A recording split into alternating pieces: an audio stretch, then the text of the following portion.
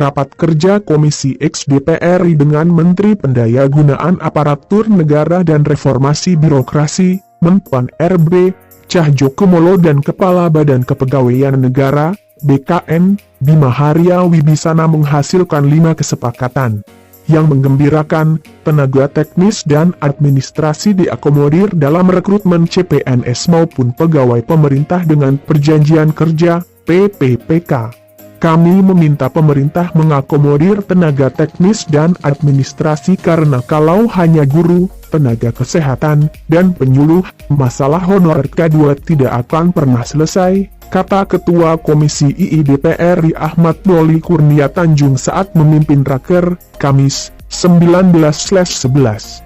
Adapun 5 kesepakatan yang ditekan Ketua Rapat, Menpan RB, dan Kepala BKN adalah: 1. Komisi II DPR RI mendorong Kemenpan RB dan BKN memasukkan kelengkapan dokumen dan setiap instansi pemerintah agar proses penetapan NIP CPNS dan PPPK tahun 2019 dapat direalisasikan sesuai dengan jadwal yang telah ditentukan. 2. Komisi II DPR RI mendorong Kemenpan RB untuk meningkatkan koordinasi dan sinkronisasi dengan kementerian lembaga maupun pemerintah daerah dalam proses penyusunan kebutuhan CPNS dan PPPK tahun 2021 agar terwujud kesesuaian antara usulan formasi dari setiap instansi pemerintah dengan formasi yang ditetapkan oleh pemerintah pusat. 3. Komisi II DPR RI mendukung Kemenpan RB dan BKN terkait kebijakan pengadaan CPNS dan PPPK tahun 2021.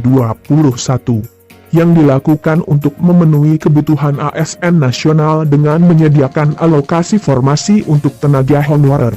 Beberapa hal yang perlu diperhatikan dalam penerapan formasi CPNS dan PPPK tahun 2021 antara lain: A.